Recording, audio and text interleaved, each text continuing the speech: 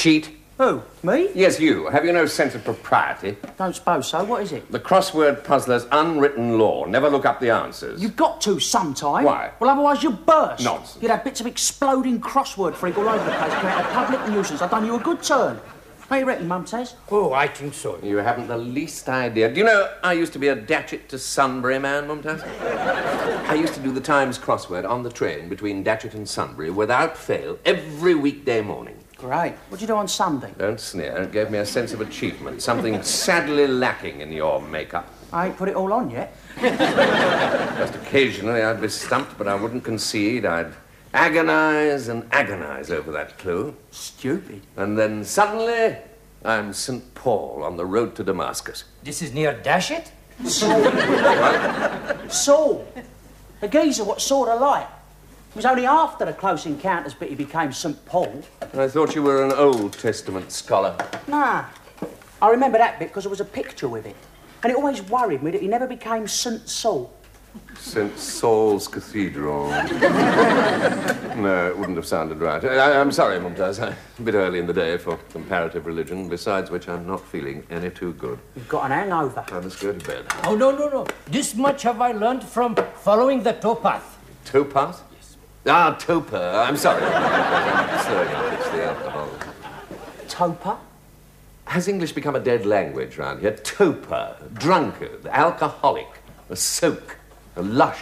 Oh, I'm talking about myself. Oh, Sybil, what have I done? Nothing. You just got sloshed, that's all. It's what most of the country do every night of the I week. want to lie down. If you lie down now, you'll sleep the sleep of the unrighteous. You must await your appointed hour. I should have been in bed 8 hours ago. Has nobody slept? Oh, I have. Always I get my 7-hour regular beauty shut-up.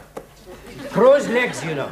Are the dawns in Stackley always grey? That's Mrs. Pratt's washing doing that. The Pratts and Mumtaz and you. I had a lovely home in Datchet. A bit on the steamy side when Sybil was in the bath, but it was home, you know. And the people around all looked like people. Sounded vaguely English. Bought their clothes in clothes shops rather than builders' merchants. And I was known, Datchet. But she was driving you mad. You said so. Who, Sybil? Yes. But here, Stackley, it's so hectic. I feel like the curator of a volcano. You've got wet feet. You'll feel better in the morning. It is the morning. I have certain remedy for hanging over. I won't be half a week. Well, just leave the door open, will you? All I want to do is lie down. Say, that really was half a week. I'm still on the go, actually. Forgot posts. Very thoughtful, thank you. This time, I'm completely gone. I expect all this is for my dear departed uncle. How on earth he lived to be 95 in a place like this, I shall never know. I don't suppose he left a forwarding address. Crispin. Oh, there's one for me. Miss Gloria Hayworth. 2 for Gloria Hayworth. And 1 for you. How is it you've got a letter? Great! She sent my gyro. I'll be able to buy you a drink tonight now. No, never again. They docked me earnings related. What? The extra on top of the dole topped it up from what I earned 12 months back. Squatters don't work. I did when my gran was ill. What did you work at? I was head chef in a motorway cafe. Head chef. Did you say head chef? Really freaky it was. I can imagine. We was itching up to this gig in Nuneaton, I think it was, and getting nowhere. Don't know what it was, weather or something, but no one would give us a lift. I find that difficult to understand. So we started legging it. Pedestrians aren't allowed on motorways. That's exactly what the fuzz said. I hate the fuzz, especially when they look younger than me.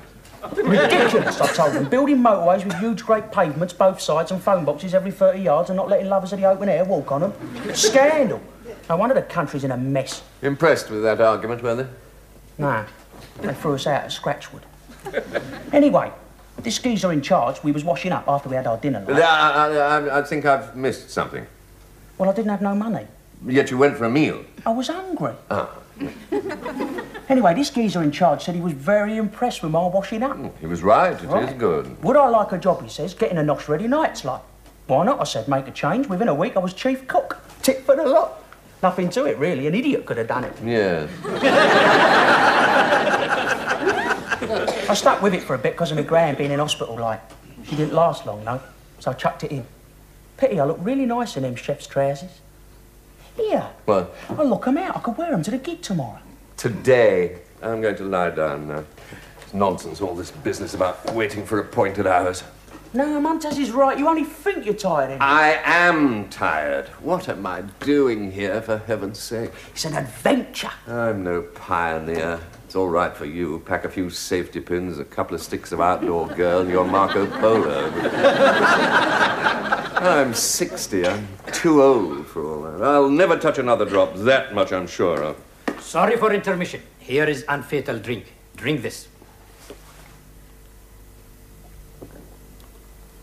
What is it? A hair of the dog's hind leg.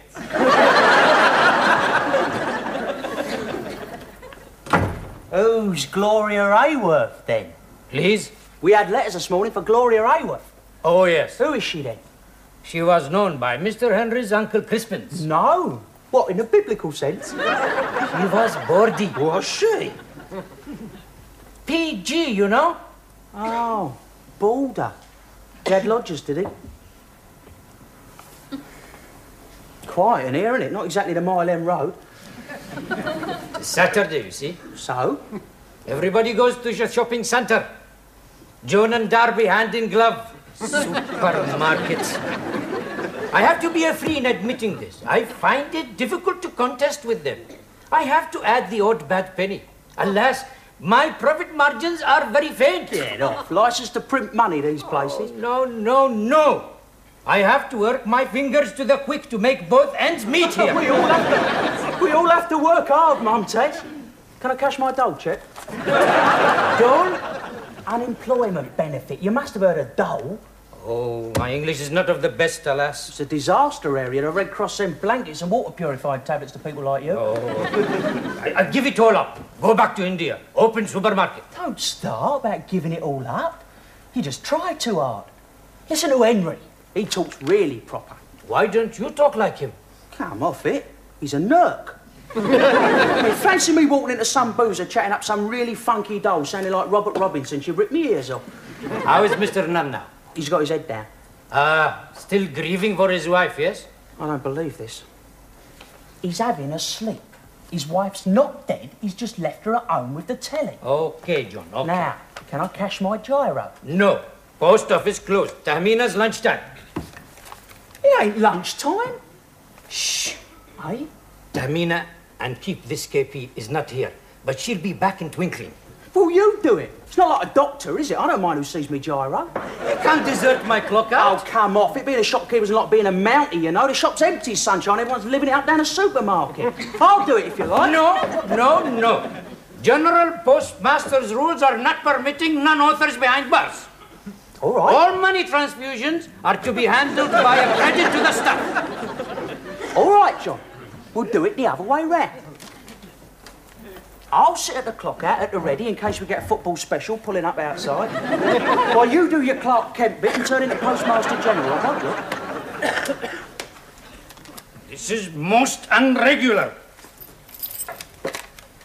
Oh, dear. What? Stay at your beds. Sorry, General. This gyro cannot be encashed here. Wrong number. How stupid can you get? Spent half my life cashing gyros. You think I'd know about them by now? Are you short of the readies? Too right I am. There's a gig on tonight. I can't go looking like this, can I? Want something different? I tell you what, John. You pen to me, I hello you. I give you the money. Then we can put the money in Tahmina's bank account when you are in the ready. That's really nice of you, Mum, Tez. Why Tamina's bank account? Oh, she's the financial whiz kid. Good housekeeping. Nothing wasted. All pennies accounted for. And a glad eye always for the bargains. You're a lucky man, Mum, Taz. Where is she now, if that's not a rude question? Eh? 'Tis Saturday, you see. Yeah? She's shopping at the supermarket.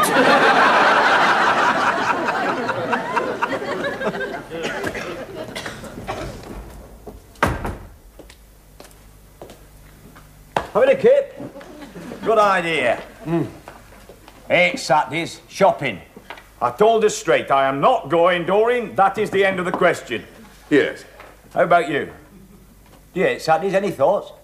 I don't differentiate between the days anymore. I just hate them all. You all right? No. You should be sleeping. Have a coffee, clear your head. Oh, my dear Thomas, Dino Rod would be hard pushed to clear my head. But do help yourself. I'm sure you know where everything is better than I do. Well, hardly. Never got on with that uncle of yours. Rum bloke. Wasn't sorry when he passed on. No, I was very fond of him. Were you? Oh, well, there's no accounting for taste, I suppose. I think I'll have tea. Hey, this stove will have to go, you know. Don't know if you've noticed, but our Doreen's got a ceramic hob. Has she? She's being very brave about it. Right, well, likely you'll be planning a few changes around here. No, the only thing I'm changing is my mind. I'm leaving Stackley. Well, that just about confirms everything I've ever thought about you. Do I take sugar in tea? No, I don't. What do you think about me? Well, Doreen's always going on about how brave you are, leaving your wife at your age. I said to her, brave, Doreen, brave. Give him a chance. He'll be out of here on the first intercity that happens along. You mark my words, Doreen. And what did Doreen say? What did Doreen say? What did Doreen say? How the hell do I know what Doreen said? Dozy article. I like Doreen. Hey? Doreen, the lady with the hob. I like her. Well, she's got her points. As long as you keep her in place. Well, I'm firm with her. Firm with everything. No, stick by what you believe in. That's my message to you. And oh, where can you go back to Datchet? You burnt your boats there, lad. Be like me going back to Inley. Yes, I think I was about to think that. You know what, I haven't considered it, though, mind. I'd like to see that Tom Ashton's face if I tapped on his door one dark night, eh? Hey? Frightening, yes. However, they know me better than that. No, I left never to return. I'm a man of my word. When I say a thing, I mean it, you know. She's found me, damn it! She never gives up. Shopping. I hate Saturday.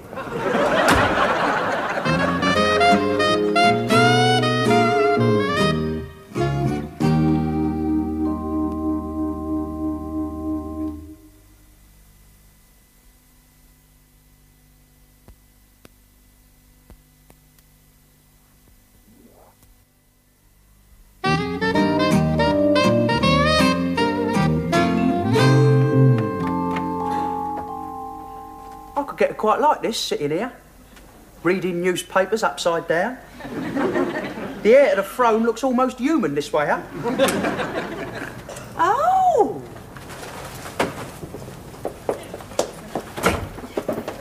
Not to worry. Still same old firm. Oh, that's a relief. And how are you this morning? And himself? He's having a lie down. Oh, he'll feel better for a sleep. I feel sorry for him. Yeah, he's not a bad old stick. I thought it might not half be a bad idea giving him a birthday tea. Couple of days late, like, but it might cheer him up a bit. What do you reckon? Oh, I could make a jelly. I likes jelly. And some eccles. Oh, I think it's a lovely idea. Yeah, you could have our front room. I've never used the leaves on that table. Nice one, Doreen. No, I admire him, I must say. It takes courage to do what he's done. It was done on an impulsion, this much I know. That's often the best way. I mean, that's why I'm with Tom. Bit of a fumble in Malkin's Wood and then wedding bells. Funny, up to that moment, he just seemed a bad-tempered loudmouth. He is a bad-tempered lad. No, you're wrong. He's a big floppy pudding, really. Oh, talk of the devil. Tom, I'm in here. Oh, he can't hear me. He's got that I'm going straight to the boardroom look on his face. Tom! I'm in here, getting your stats. Oh, and I must pay the papers. Please to decide what you want. I can't keep changing my hats. Am I Arthur or Martha here? Doreen! Now, what are you doing in here, you mindless ape? Are we going to the supermarket or not? Look, I put time aside for this. Ignored a number of pressing matters, some of national importance, to do a task that I would have thought you're perfectly capable of doing yourself. A woman's place is in the home after all. All the more reason why you should do the shopping, Tom. Doreen, this is my discussion, if you don't mind. Sorry, Tom. The last thing I want to do is to bring my work practices home with me. But I think it's only fair to state that on the shop floor, it is the principle of each to his own particular job that prevails. And I see no reason why that same principle should not apply on a domestic level also. That's unfair. Look, I haven't asked for the benefit of your opinion, Broccolihead. Floppy, chauvinistic pudding. Who cares? Don't start, you two. Now, what's he doing sitting there? Has he got a ticket? I better have a basket. And don't you touch a single item on those shelves, Doreen. We no longer patronise this establishment. Too damned expensive. My margins are very faint. But whatever you're on about is quite beside the point. Let's be clear about that. Have you got any of those little waxed paper dishes, Mr. Mumtaz, for the jelly? Top shelf behind you. We're giving Henry a belated birthday tea. What for? In your front room. You never are. Hey, Doreen, come here. Sorry, Tom. I'm disappointed in you, Doreen. Scheming behind my back. No, we've only just this moment thought of it, Tom. Well, whose idea was it? Mine. Oh, I thought as much. Oh, ash cookies and glue sniffing. That's what it'll be. Yeah. What are you bringing, eh? A curried Victoria sandwich? Victoria sandwich. That's a snack on a station, yes? What? This is joke, you see. Well, I'm completely lost now. But my whole world has just fallen apart. My home is about to be laid waste with a multiracial drug orgy, and I'm not even consulted. No, we've only just this moment thought of it, Tom. You are most welcome to attend. Oh, thanks a bunch. When do the revels begin? Later this afternoon. Well, Tom's at the match. Very neat, Doreen. I thought we trusted one another. We've only now, just... climb up, Doreen. Let me get a word in edgeways. You're a Jezebel, Doreen. That's what you are. That Gloria Ayworth was a saint compared with you. He's only been here a couple of days. Who? Henry bloody Nunn. Just been telling me how much he fancies you. Well, just don't let me meet him again, that's all I can say. Just could be World War III starting. He's done nothing but scheme against me since he got here. Now he's having a go at my marriage. It's a management plot, that's what it is. Well, they'll not succeed. I've survived Atherton and Tilsley, I'll survive Stackley. There'll be no party in my front room this afternoon or any other afternoon, Doreen. Right, now I'm going to the match, and who knows where I might go after? What flavour jelly does everybody like?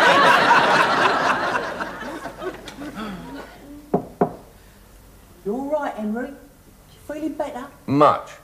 Fancy a cuppa? A cup of tea would be very welcome.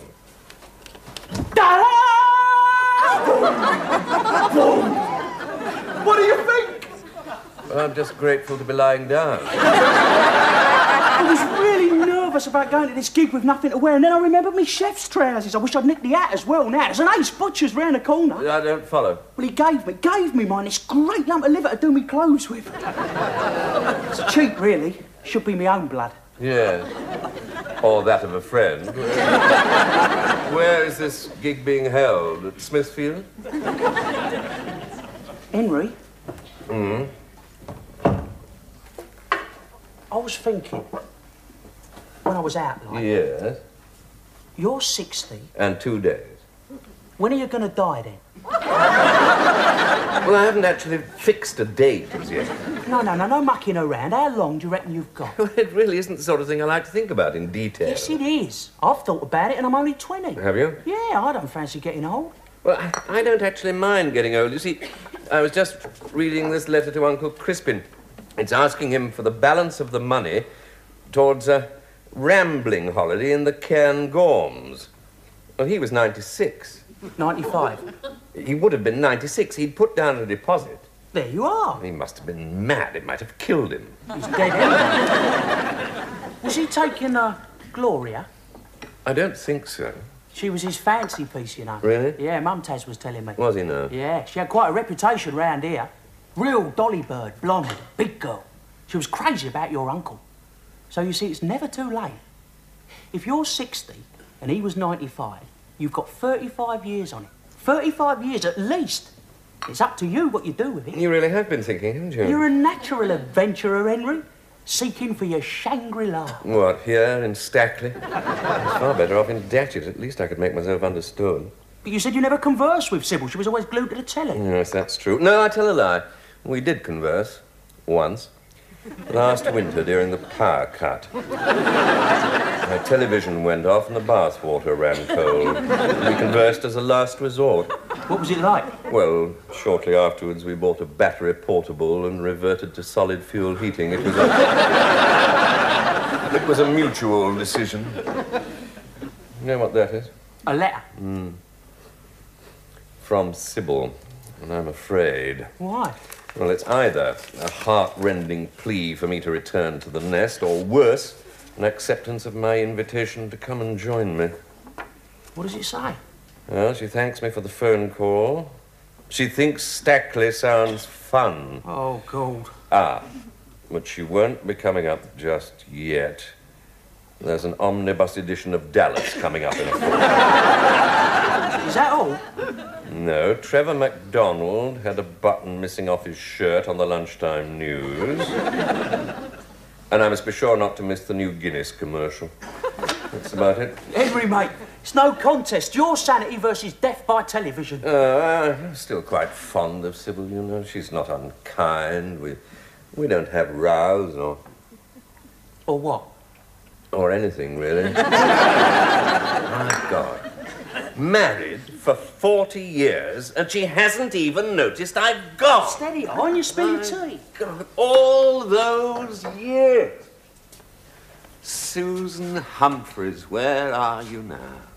Pass. She was just like your idea of Gloria Hayworth. Sunny smile, golden hair, great... Oh, really fine-looking woman, and Sybil thought I was having an affair with her. Were you? No, wish I had been. No, the really fine-looking woman, and... Well, no, if I had been, Sybil wouldn't have married me. If only I'd said yes. Yes! If only. I was young then. Still are. Remember Uncle Crispin and Gloria? But I told the truth, and there we were. A mortgage, children, the Billy Cotton band show, and that ghastly library, 30 years of shushing kids and deaf old ladies. And I didn't get the promotion, not because I wasn't good at the job I was, no. I didn't get the promotion because I was thought to be, well, something of a rebel. Get off! And I was. I didn't have astroturf on my head or butcher's trousers, but I did have... Well, I did have... What? A bow tie and sandals. What? Just imagine it. Henry the Tearaway zooming up and down to the ice cream parlour on his push bike. I bet you had sexy bike clips. You can mock. I ain't mocking. I've suddenly got it. Like one of them crossword clues. I found it. I know now who you remind me of. Who? Me! I'm going back to bed now. Oh, while you were out, I came across something that might interest you. It's in that top left-hand drawer over there.